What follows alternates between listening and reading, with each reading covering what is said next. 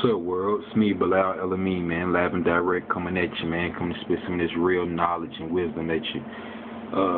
Man, just been, like I said, man, again, man, just been studying and reading up on a lot of things, really been, putting my whole self in, just really been trying to learn about history, man. I've always kind of had a knack, I always heard a lot, growing up about African-American history and the slavery and all of that, and I come from a father, man, who was very proactive in the community, and was just all about black pride, and one thing that he talked a lot about was the family, and how African Americans have lost focus on what family really means, and just talking about just back in the 1950s and 1960s and 40s, you know what I'm saying, how African Americans really held weight. We were successful, we were doctors, we were lawyers, we were teachers.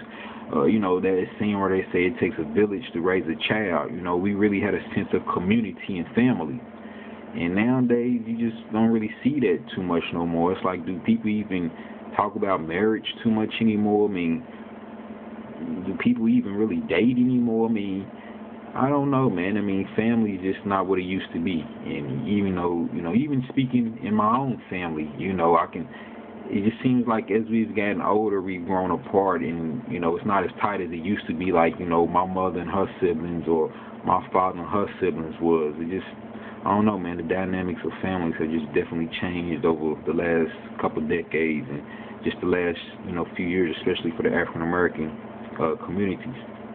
But what, brings me to this topic is I'm part of a group called Brother to Brother, and actually a group called Focus that we coordinate with a group called Brother to Brother at the William Wells Brown Center here in Lexington, Kentucky. And what we do is we work with young males from grade 6 to 12. And basically we just mentor, giving words of wisdom and advice, and we basically keep it all the way real, man, and just tell them it's a struggle out here in the world. If they don't prepare themselves now and get in the right, mind frame, that, they really setting themselves up for failure, and that the system is really against them.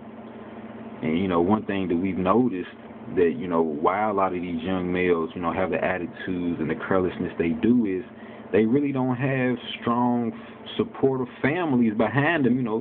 Some of these kids, it's crazy, man. And since I've been a part of this Brother to Brother, it's really, changed me. And really, man, never judge a book by a cover, man, because you never really know what someone's going through at home. That kid who used to act out and everybody looked at him and turned their nose up at him. You don't know what struggles that person's dealing with. These kids ain't eating. These kids got parents on drugs. These kids is being molested. It's all type of crazy things going on here, man. So you never know, what battles and what struggles somebody's ever dealing with, man. So, really, since I've been dealing with these children, man, it's really taught me to, never judge a book by its cover, and just to, show compassion and sympathy, and just be nice to people, man, because you never know, man. If you flash a smile, it may be the only smile some people get, man. It may be the only, happiness or positiveness that person received that day, because they may not get it at home. But I feel like I was going off and rambling on a tangent. What I would really like to do is brother Shahied Rashid. He's in the focus group or whatnot, and he's actually a real good friend of my late father's or whatnot. But he wrote these essays probably about, I want to say back about 20 years ago. He wrote up comprised about maybe 10 essays just on different topics and social issues that he's seen that was plaguing the African American community. And, me just sitting here just going over some things, and I happened to find the folder, and I just started reading some of them, man. And he wrote this one, man, called Resurrecting Our Families, man, that to me just really touched home, and I think it's a vital key in bringing our African American community to the top where it should be, and just evolving and molding. Man, we got to get back to resurrecting our families. So what I would like to do is narrate this short essay by Shahied Rashid, and hopefully get some feedback from you guys. Tell me what you think, and maybe create some dialogue. So I'm going to begin. I'm going to start right now. The essay is called Resurrecting Our Families. by Shahied Rashid. Our families have become so fragmented and out of focus that we need not talk about the individuals that comprise a family as much as we need to discuss the spirit necessary to comprise a family. The death or absence of a father, mother, sister, or brother does not signify the death of a family.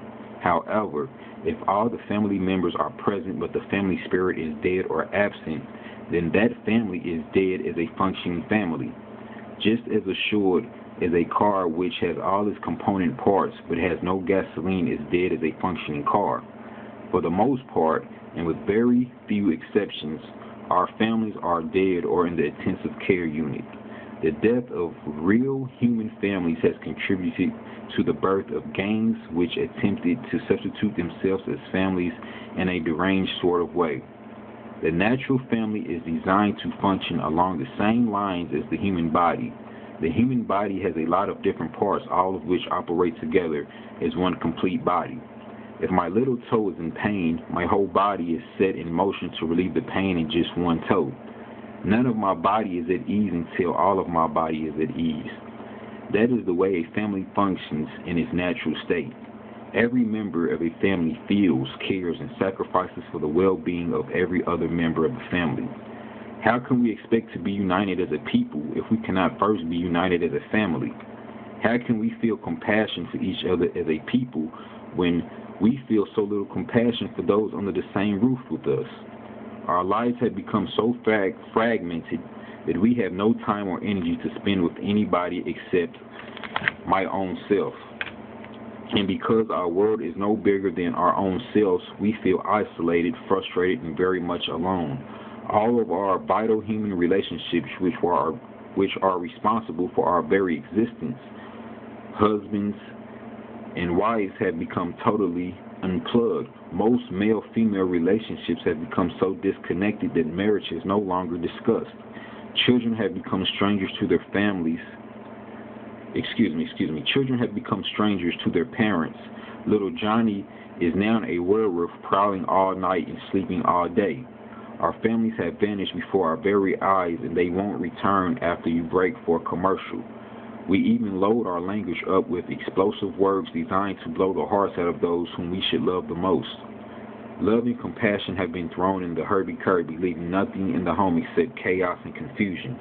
Dear brothers and sisters, we have been duped by the forces of commercialism and greedy self-interest. We have become victims of a very sophisticated oppression which manipulates our sentiments as well as our thinking. Don't dial up 911. Dial up your own heart, your own conscience, your own common sense. Allow your own self to come to your rescue. It won't cost you a dime to begin building a little heaven in your own living room. I'd like to hear from you. That's narrated by me from the short essay called Resurrecting Our Families by Shahied Rashid. Man, it's very powerful, man. I mean, he really touched right on the head of what's really plaguing and affecting just not the African-American community, but this whole society nowadays, man. It's crazy out here. So I'm not going to be too long, man. I feel like I've rambled enough, but I thought this was a great essay. I'd like for you guys to give me some feedback. Either hit me up on Facebook, Bilal El-Amin from Lexington, Kentucky, or you can hit me up on Twitter. That's Bilal1592. Or you can look me up on my YouTube page. That's Bilal, Bilal1592 also. And for guys that don't know, Bilal was spelled B as in boy, I-L-A-L. Like I said, man, hit me up, give me some feedback, tell me what you guys think about that, and let's create some dialogue. Bilal El-Amin signing off. You guys have a great evening.